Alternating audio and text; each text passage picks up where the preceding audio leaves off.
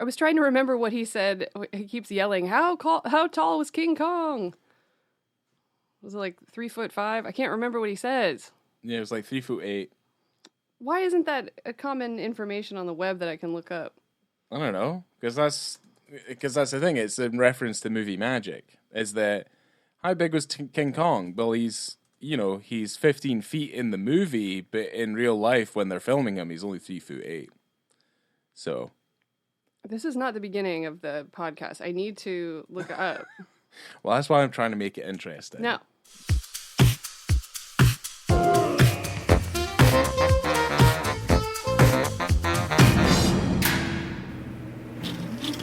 Well, hello there. Welcome to On the Beat, the podcast that uncovers full frontal male nudity in cinema. My name is Laura, and I am joined by my co-host, Ryan. Do you know how tall King Kong was? How tall? 3'6". Wow. Yeah, because because he wouldn't be very terrifying in the movie if he was effectively like a midget gorilla just kind of going around causing all sorts of trouble. That's true. That is true. You'd also be wondering, like, why did they bring him back, like, from the island as well? You'd be like, huh. Why is Fay Ray so much taller than this wonder Fay of the world? Yeah, Fay Ray's actually fallen in love with the little gorilla, the little gorilla man. Cute. So this line is a memorable example of how perceived reality can be manipulated in the movie world and serves as a reminder that that things are not always as they appear.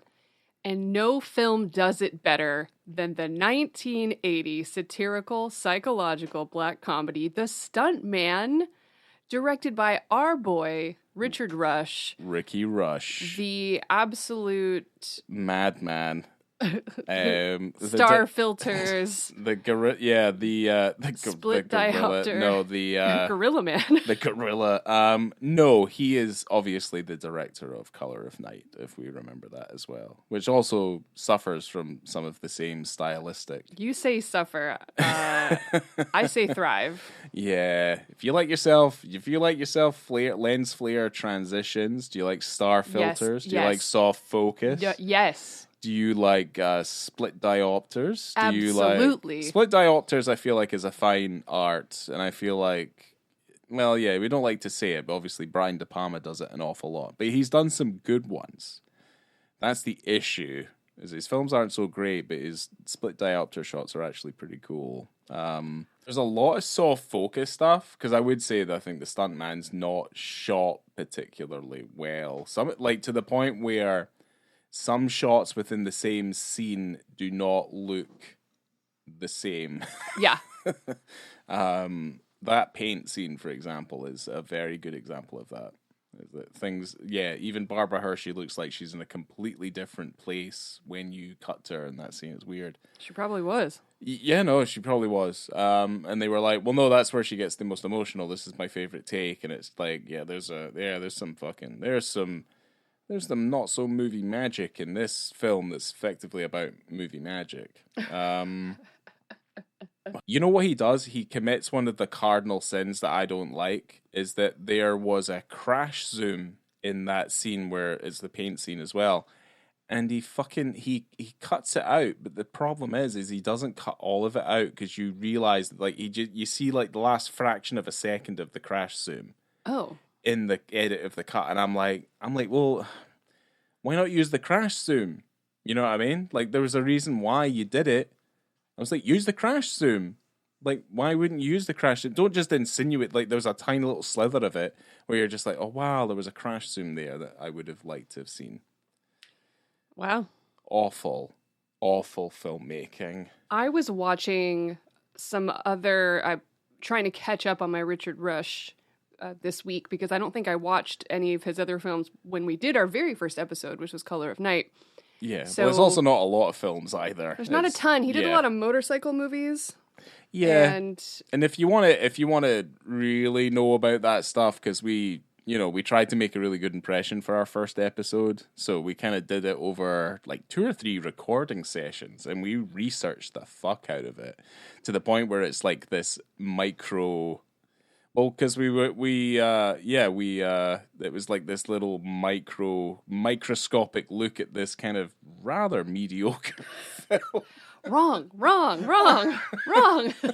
Like, it's kind of I like love that movie. We looked at it so hard that I started to like it more because it felt like the tragic pursuit of a man who just couldn't get any fucking work, basically. You can really see at this point, and seeing a couple other of his movies now, where he was going, what he likes.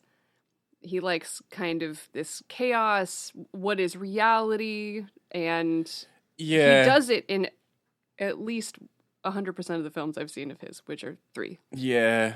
And it's not even as if it's kind of, well, you could maybe refer to it as like fourth wall breaking. But this is kind of like, this is a movie about a movie. And it really plays into, because you're never 100% sure what is real, what is not real, like what is the movie, what isn't the movie. So like a lot of that stuff is actually quite interesting. The thing about the Stuntman, and it's like I wanted to love this film. It has a lot of really quite inherent issues that you can't really fix now. But the thing is like this film has the potential to be like great. And I think there's probably more sympathizers for this film than maybe some of his other stuff, because there's some real gems in this film. I should say what this movie is about. By the way, it is starring Peter O'Toole as Eli Cross, Steve Railsback as Cameron, our stuntman, our titular stuntman, and Barbara Hershey as Nina. Yeah. The tagline of this film is, which is pulled from the movie, "If God could do the tricks that we can do, he'd be a happy man." Yeah, that's a really good tagline. Yeah, that's a great one. Yeah, I will say, like, there is some lines of dialogue in this movie. If sometimes the movie doesn't make an awful lot of sense, there is some good lines of dialogue in this. And the synopsis that I pulled from Letterboxd is, a fugitive stumbles onto a movie set just when they need a new stuntman, takes the job as a way to hide out, and falls for the leading lady while facing off with his manipulative director. Yeah, I mean, it's pretty... It's his fault that the stuntman dies. It is. It's also super fucking odd. Like, it's very weird. Like, or that is it just his fault? I'm actually not sure, because he was supposed to drive off the bridge. He was supposed to drive off the bridge. But I think it was kind of like, when you find that out in the story, though, you're just like, oh, this guy's been manipulated. And he was never in any real trouble, other than obviously for what we kind of find out later in his past because he was from Vietnam, so he's got a lot of PTSD stored up. He's not from Vietnam. Well, no, he went to Vietnam. Like, he was a soldier in the Vietnam War. I think that's what I was He sure likes to bring that up. Soldier boy. What if he was Vietnamese instead? That would be a lot more interesting, I think. Yeah. Well, yeah, because the lead actor's not that compelling. The one they picked, anyway. No, he really isn't. No. And that is an inherent problem that I think brings the film down a few notches. Because you've got Peter O'Toole and Barbara Hershey, who are, in the right... I mean, Barbara Hershey... That's the thing, like, if you didn't have Peter O'Toole in this movie, you've kind of just got a manic Barbara Hershey going around. And she's good because it's Barbara Hershey, but it's kind of like, yeah, like what she's there's not a lot of meat on the bones with her character either. She's a little bit two-dimensional. As much as she kind of really, really acts, but she's a little two-dimensional. Because, like, yeah, if they didn't have Peter O'Toole in this, put it in the bin. Just put it in the bin. Like, he goes full Tool in this. I probably will want to talk about him on that crane or whatever you call it for maybe 45 minutes. But yeah, there were other actors that wanted the part of Cameron, some of them being Martin Sheen. Oh, Jeff fuck. Bridges, Ryan O'Neal, and Steve Railsback was offered the part because Richard Rush saw his performance as Charles Manson, of all people, in a mini-series from 1976 called Helter Skelter. He's like, I think this is a fundamental. You know what? Like, the more we dig into the Richard Rush, like, pantheon, like, you can understand why certain projects just aren't really given to him at a certain point. Like, if you lob up, like, because any one of those actors that you named would be better in this. I mean, I don't. Who would have been the best person for the role, though? I mean, Martin Sheen's good. I don't know if Ryan O'Neal would have been. Ryan O'Neal would have been Perfect. perfect. Absolutely fucking perfect. And like Jeff Bridges, it would have been incredibly tasty if Jeff Bridges is in it. But it's like you kind of like you think it, but you can see like what they were going for. But yeah, no, Ryan O'Neal, it would be like that would make this film legendary for me. That would fix so many of the problems, I think, with the film. I don't trust him as a character. I find him terrifying, but I think that's just because he's not amazing. You don't really know what he's thinking because he's not portraying it well enough. I don't understand either why he seems to be so attractive to everybody. I don't get the sex appeal of that man. No, I don't get it. Even Peter O'Toole is close to jumping his bones at some point. Yeah, he keeps pulling him onto his lap on, and like, stuff. Want to, like, you know, because because he doesn't say it, obviously, but he's obviously sexually attracted to this man because of his dark nature.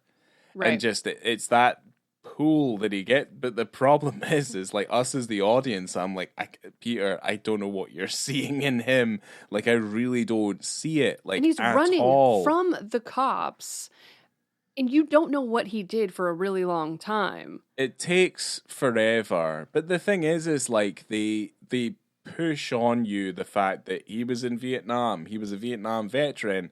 And the problem is it becomes a little bit of a cliche in that he's just like, well, he went to Vietnam, so obviously he came back scarred and damaged, like many men did at that time. But the thing is like, how many fucking films have you seen with that exact same premise? That's not what scarred and damaged him, though. It was no, it's something separate. Yeah. Let me just. But it's predicated on the fact that he was in the Vietnam War as well. If he hadn't have gone away, this wouldn't have happened. So yeah, so it is a little bit cliched in that regard. I want to go back a little bit and talk about the origins of this film, which is based on the 1970 novel of the same name, written by James Brodeur. And he had a Harvard classmate called Frederick Wiseman, who was initially attached to direct an adaptation of the book, but it just didn't really follow through. He ended up working a lot more in documentaries later on. Columbia Pictures had the rights to the novel, and both Arthur Penn and Francois Truffaut were considered as potential directors. That'd be fucking awesome. Amazing. Arthur Penn would be probably my pick for that, because I think Truffaut is probably better than this material, to be fair. But no, I mean, Arthur Penn would be a really good choice for this. I think Arthur Penn would have been perfect for this. Richard Rush was offered the film based on the success of his 1970 film Getting Straight, which starred Elliot Gould. That's that Elliot Gould movie. Right. With the mustache. Yeah. It's full Gould. I've been watching a lot of Gould, and so I keep calling it Elliot. 24-karat Gould. Oh my God, yes! It's Elliot Gould's summer, you guys. I don't know if you knew that. I know Elliot Gould's not in this movie, but he might as well be. If he was, holy mackerel. He wouldn't have been a good fit for it anyway. He's too He could have been the tall. director. Yeah, but then you don't have Peter O'Toole. Peter O'Toole has that flamboyancy that you're like mucho. That's so good.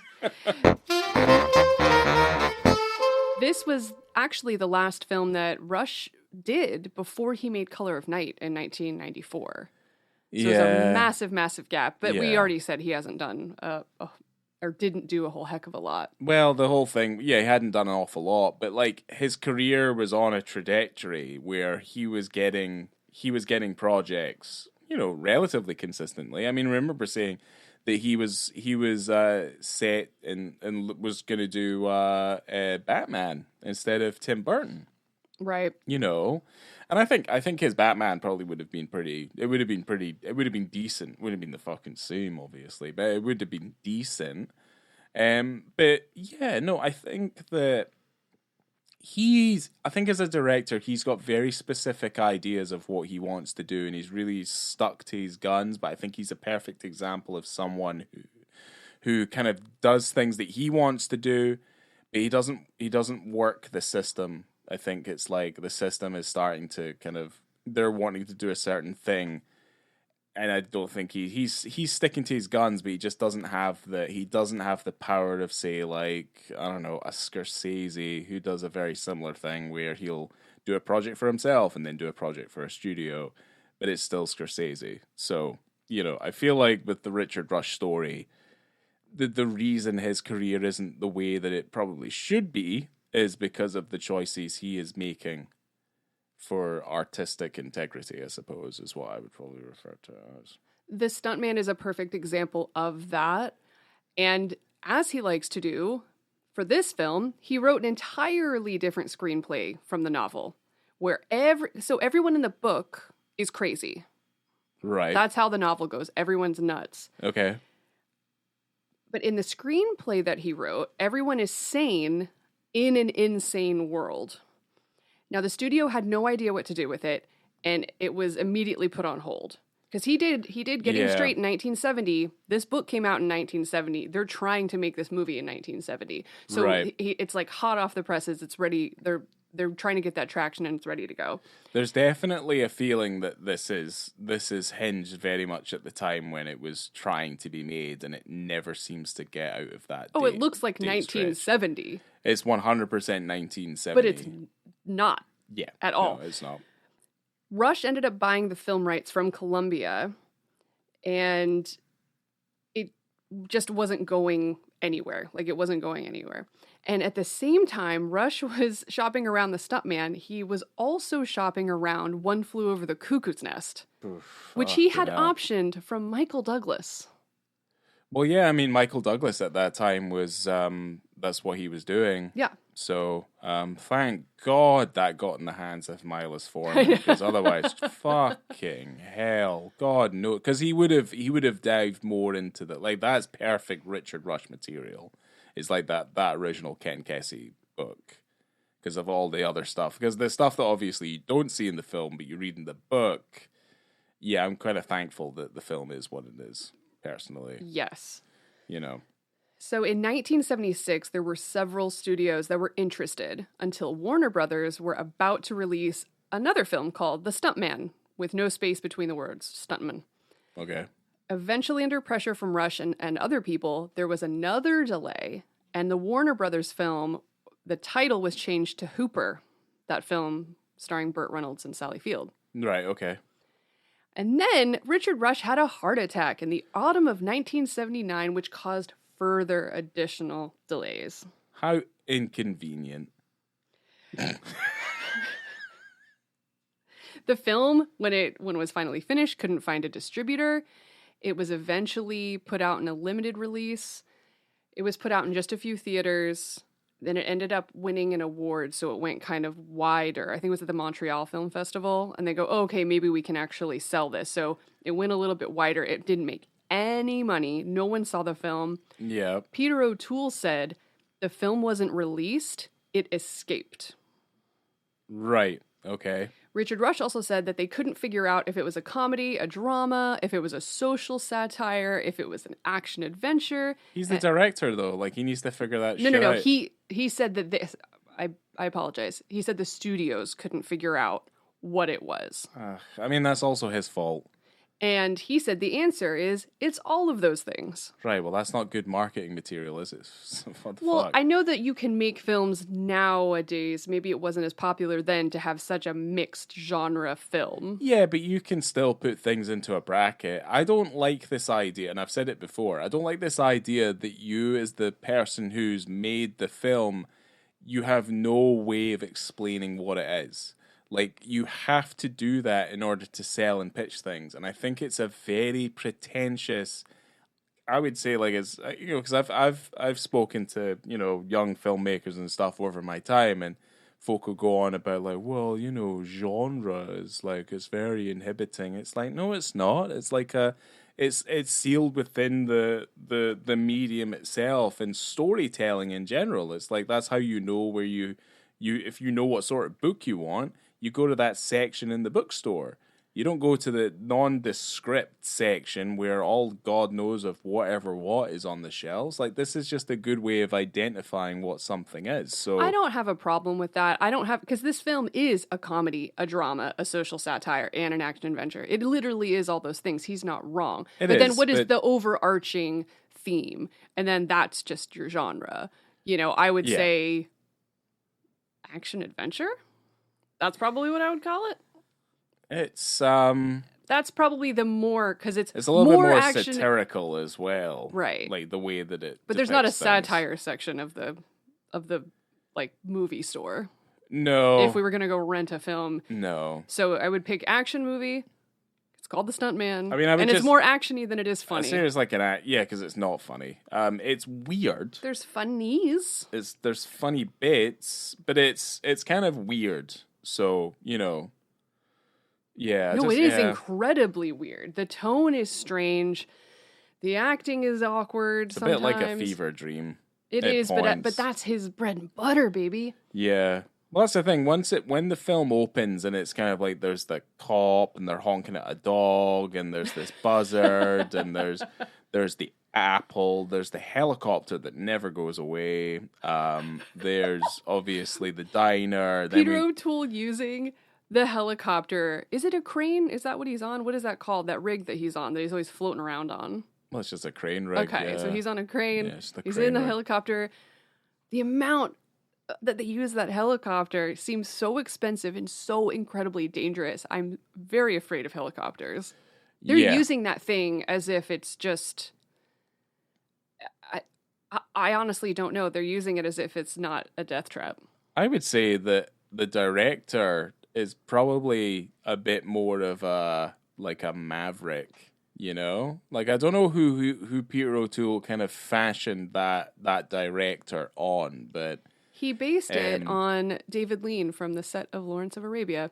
Also John Huston. Okay. And his wardrobe is based on Richard Rush's outfits. Okay. Because he didn't know what to wear. He couldn't figure out what to wear. Oh, I see. Okay. All right. Well, that makes sense. Yeah. So I mean, I don't. Yeah. I'm sorry to interrupt you, but I did love that opening scene. I loved the dog licking his genitals, and the cops, the dog growling, and the diner with the dog growling, and James Avery is in that opening diner sequence. Who's Uncle Phil from Fresh Prince of Bel-Air? Huh. Yeah, he is. Yeah. Fucking is as well. I was like, is that Uncle fucking Phil? It is. Wow. That was a treat. Or Shredder. Let's be fair. He plays Shredder? Did I die on turtle soup?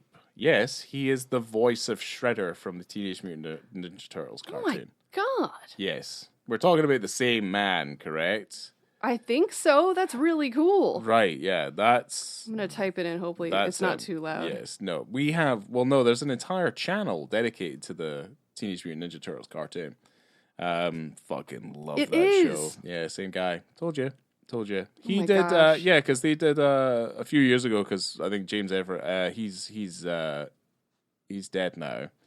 They did like a reunion of all the voices for the TMNT TV show. The old one, the original. Gen 1 TMNT. But yeah. I've looked up James Avery so much on my computer. It knows when I type James, it knows which James I want to talk about. Give me more info on James Avery, please. Yeah, yeah.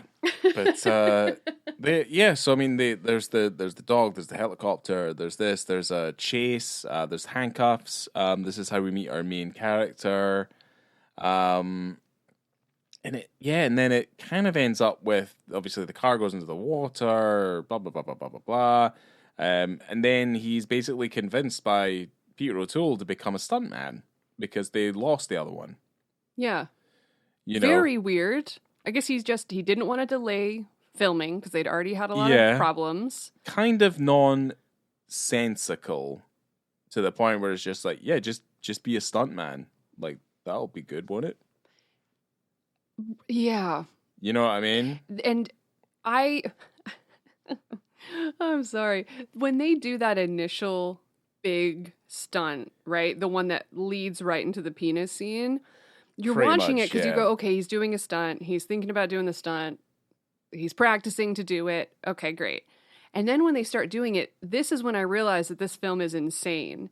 Because you wouldn't just shoot all of this material in one go if you're doing a stunt. Yeah, no, you wouldn't do that. And it's this really crazy long stunt sequence where he's just falling off of gutters, breaking through windows, and falling through ceilings, and I'm like, what actually is happening right now? And then I go, okay. But the thing is like, here we go. It's done that way to preserve the consciousness of the audience that is watching the stunt man, as opposed to, because the act of making movies, because we've made a few, it's very laborious, it's very stoppy-starty. Like, you don't want to kind of show that process in a film anyway, because it's fucking boring.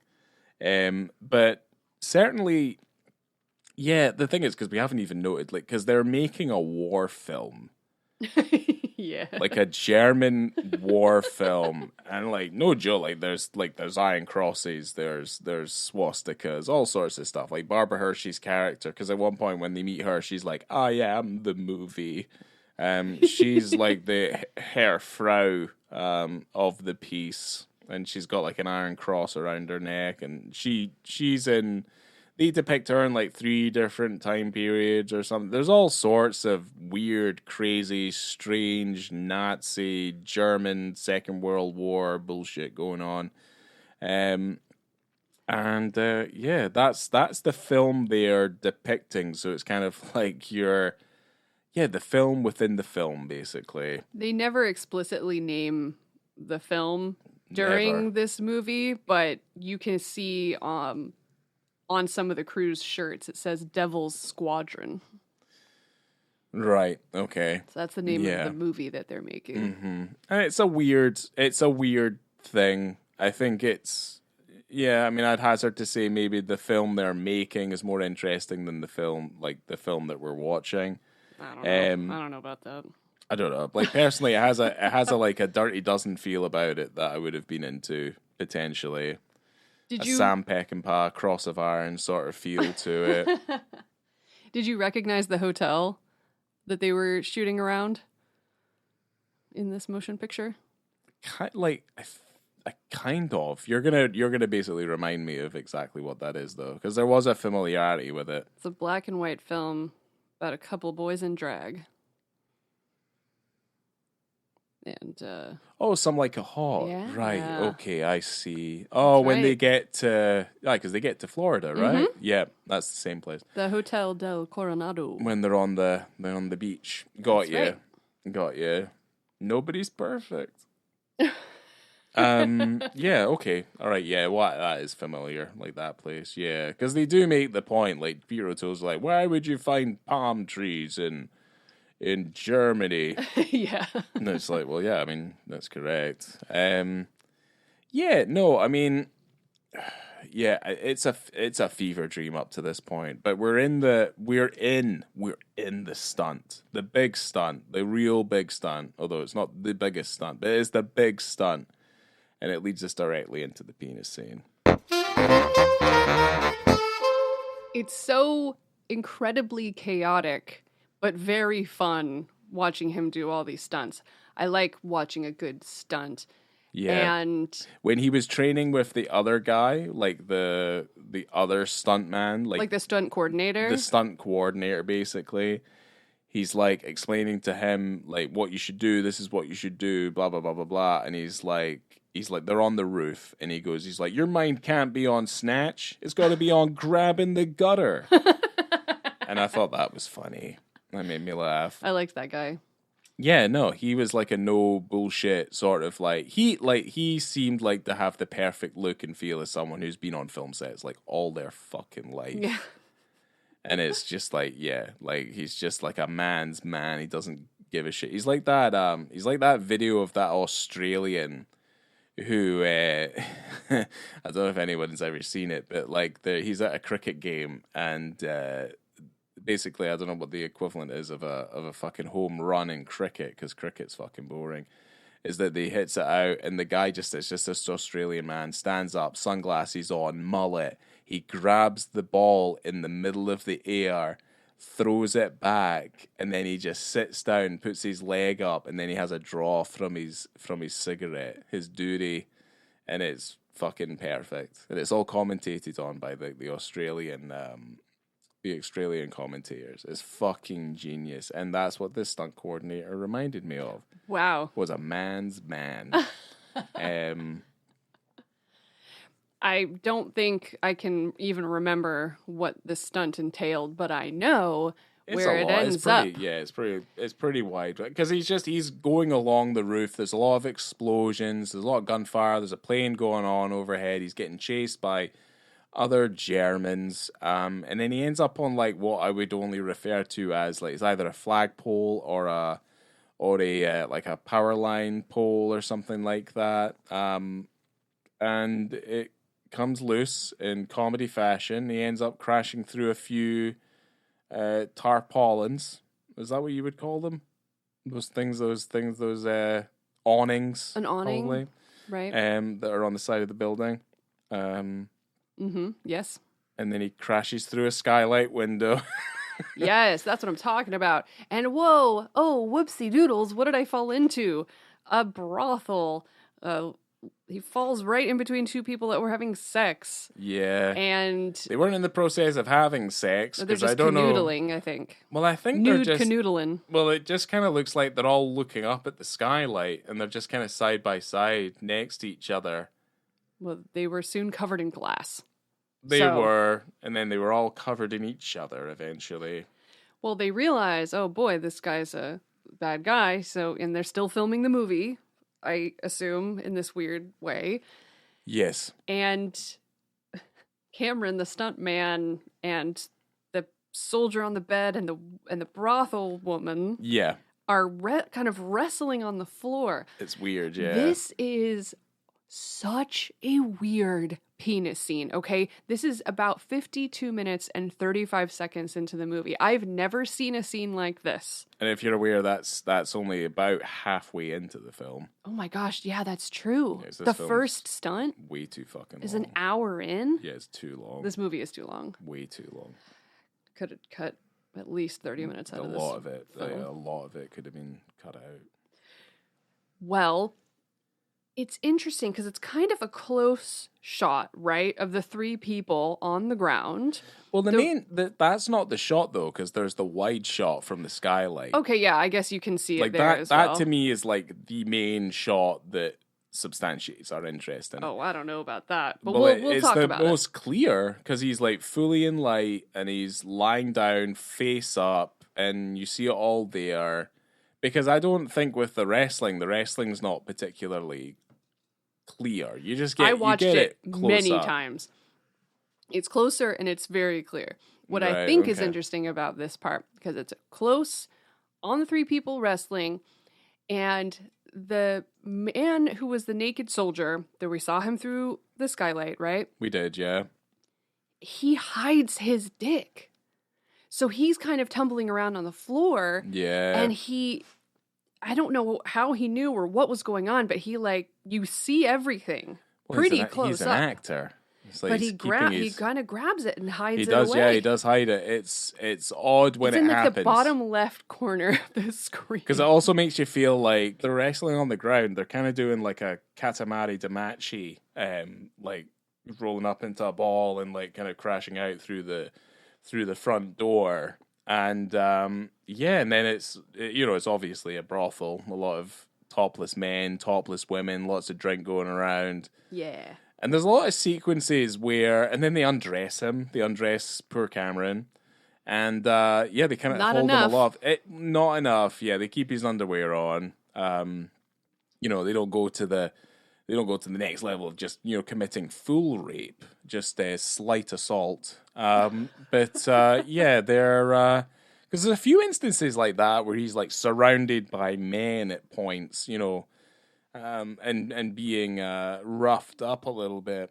But yeah, no, it's just such a weird thing because it's like within the fabric of obviously the stunt man, because you kind of get an idea that like the Peter O'Toole is the director.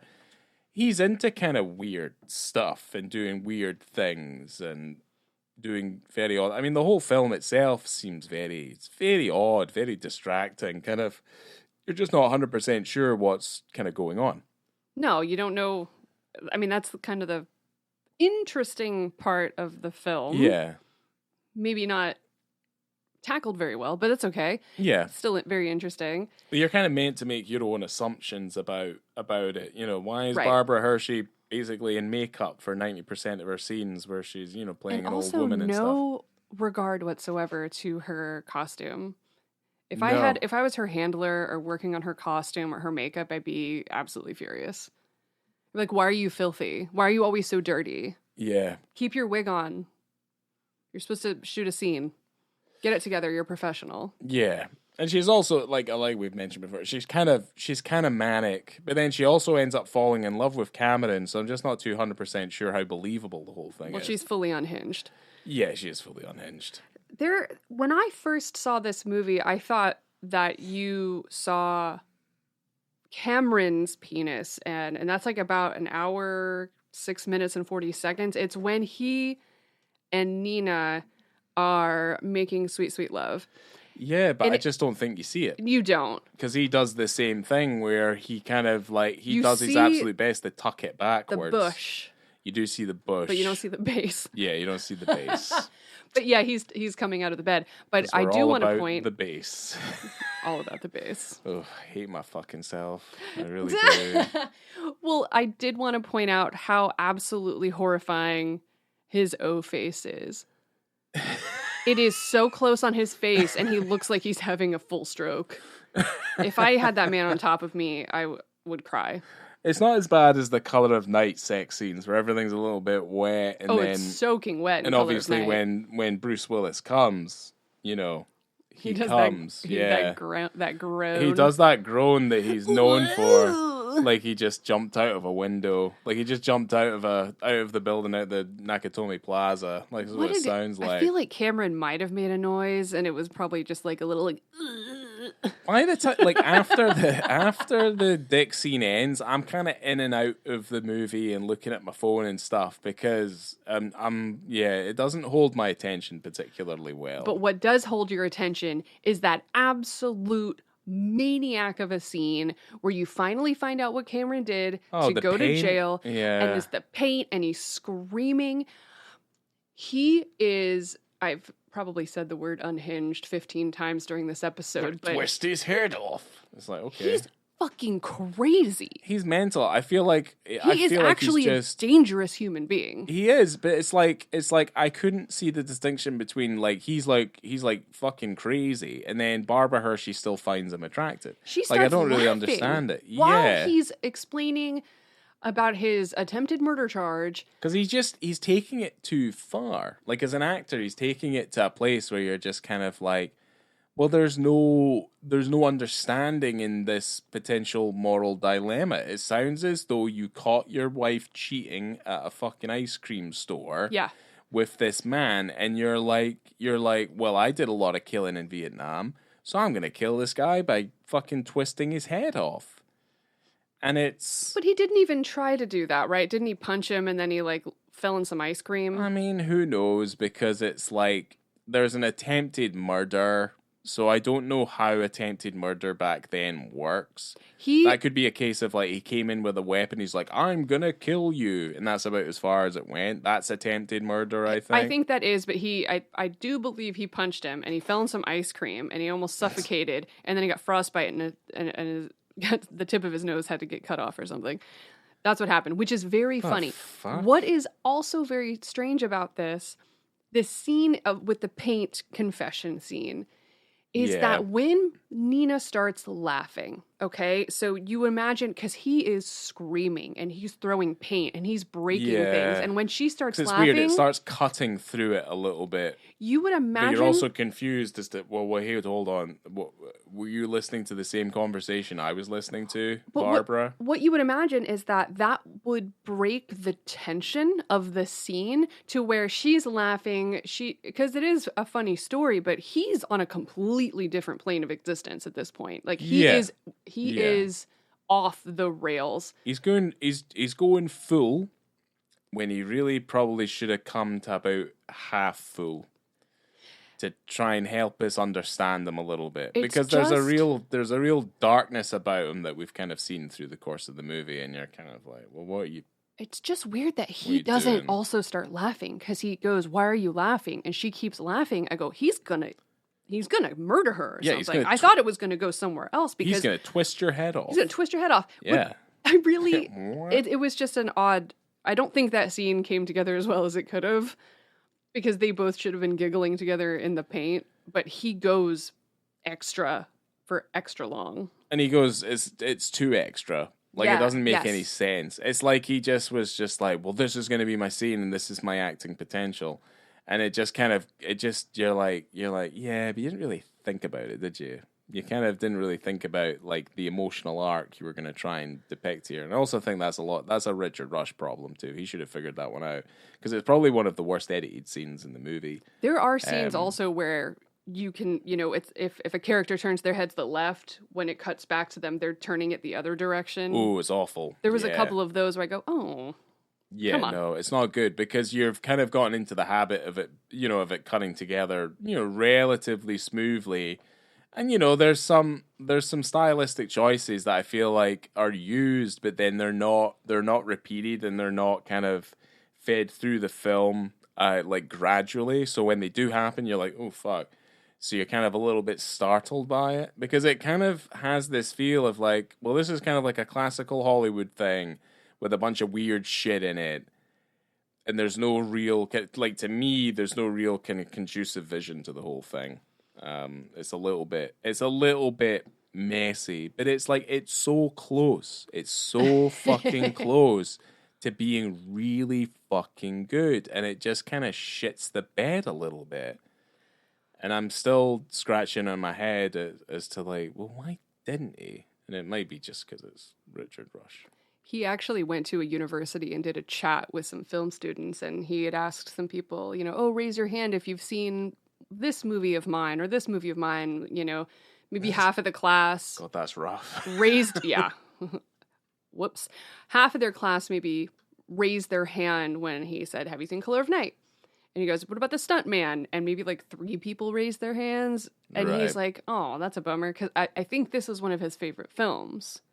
Like a big, big labor of love. Again, it feels like this film has the potential, and it doesn't get there for me. And I can understand, because it seems like there's a lot of passion put into it. I mean, it's a little bit indulgent, which also kind of illustrates that maybe there's passion into this. But it's also it thins that line, man. Threads that line, and it just doesn't do it all the way. It's a real shame. It's probably one of the most disappointing films we've covered, because it could have been so good, like so good, but it just doesn't get there, and there's no way to fix it. Maybe we can recut it. A recut wouldn't work, because you have to take out the lead actor. He's one of the main problems. We'll reshoot his scenes. What, like they did with Arrested Development when they re-released it on Netflix? Fuck that. Where they put fucking shit. I keep on it. He played the Fonz in Happy Days. Yes. Yes, he's in there and they green screen him and they put him in that room and it looks fucking terrible. Because everyone hated that season of fucking Arrested Development where it was just focused on one character per episode. It was awful. Henry Winkler. Henry Winkler, there you go. I Yeah. was about to say Harry.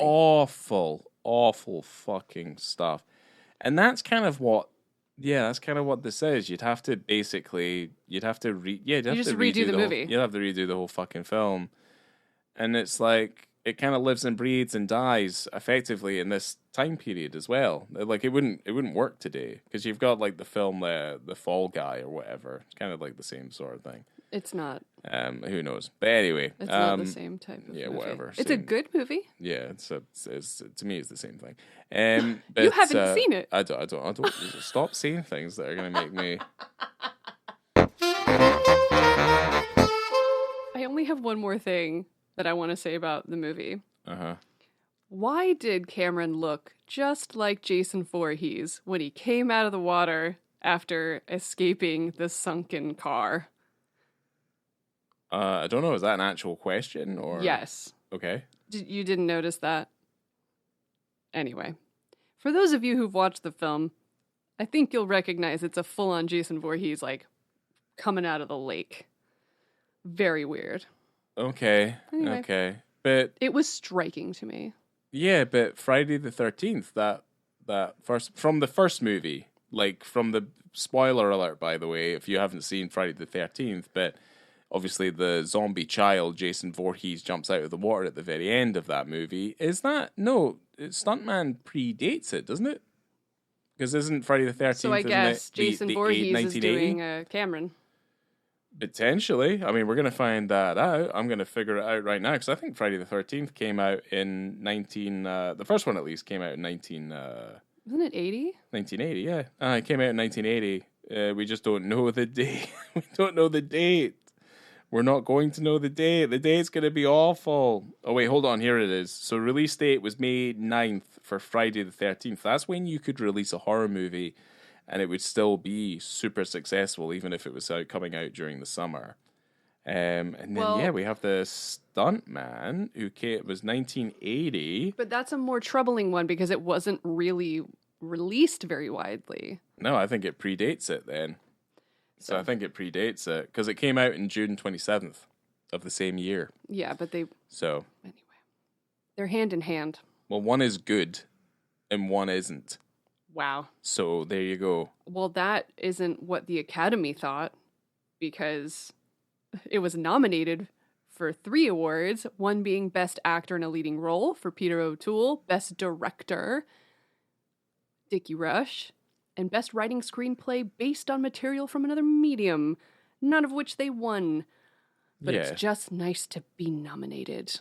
Yeah, but remember back then, like, do you remember the films that were nominated in, like, 1974?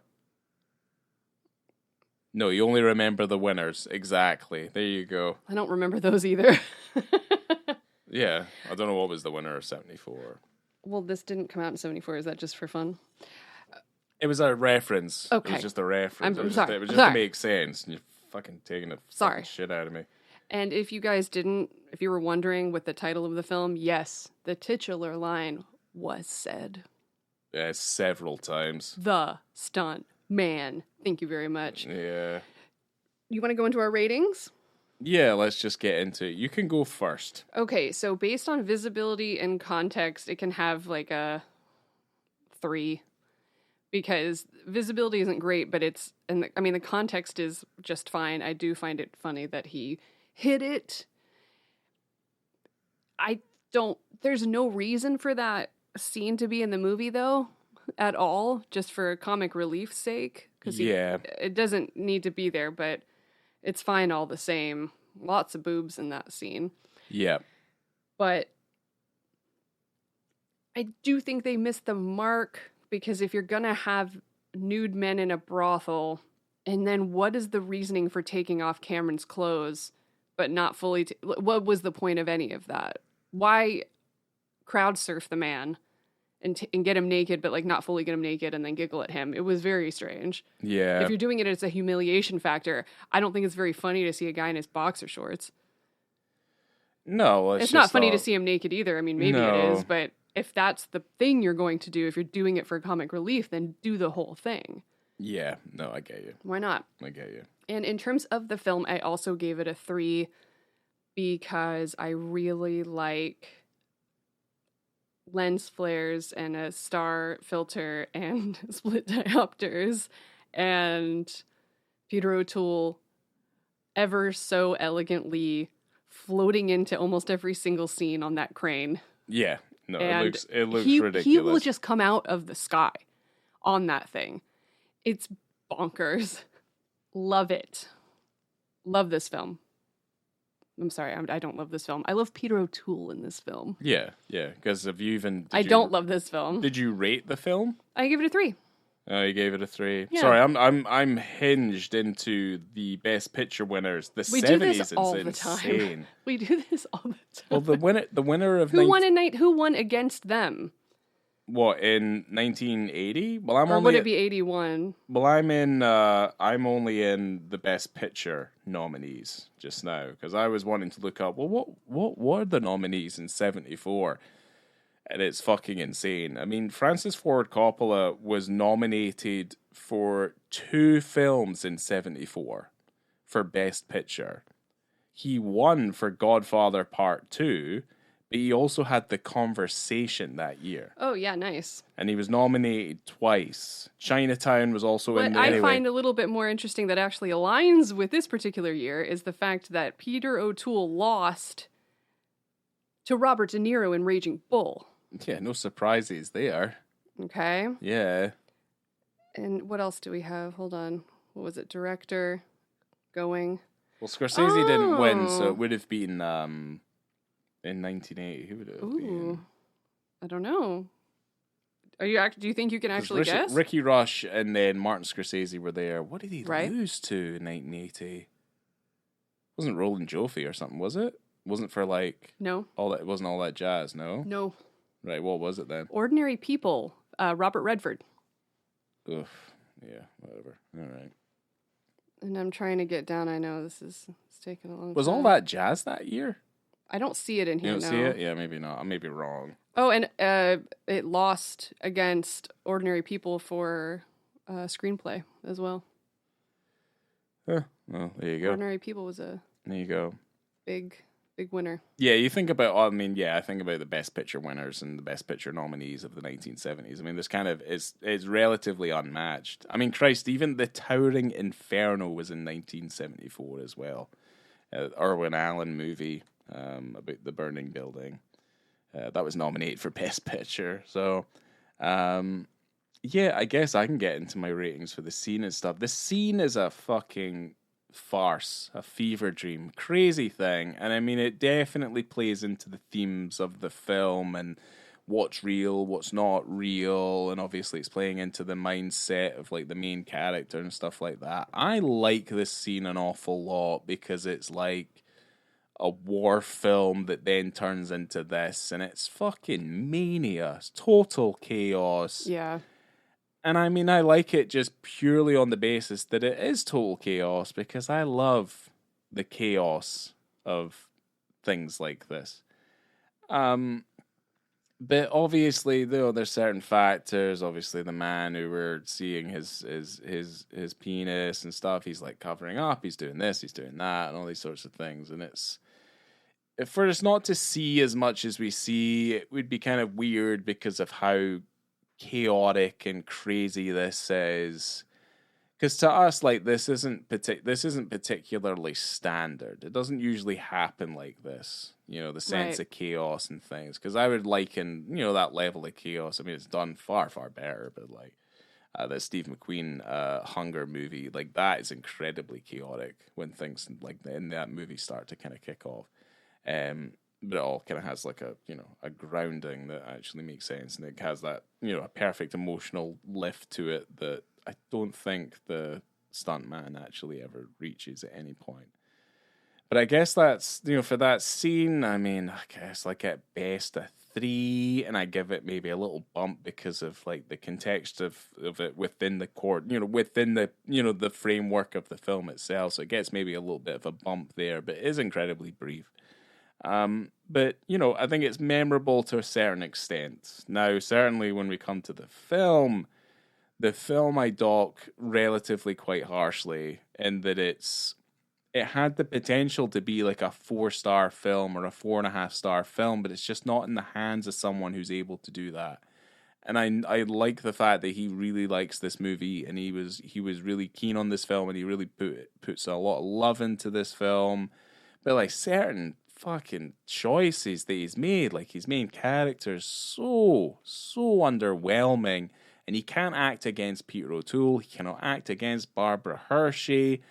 And even some of the bit part players in this, he just looks like he looks so incredibly underwhelming, and his character arc is awful. He's not able to communicate that well to us within the course of the story. And that to me is a fundamental problem. Like, get away from like some of the style, like the questionable stylistic choices, because I'm all for like, yeah, if you were making a movie and you're fucking giving money to do it, go fucking crazy with it. Like, I don't care.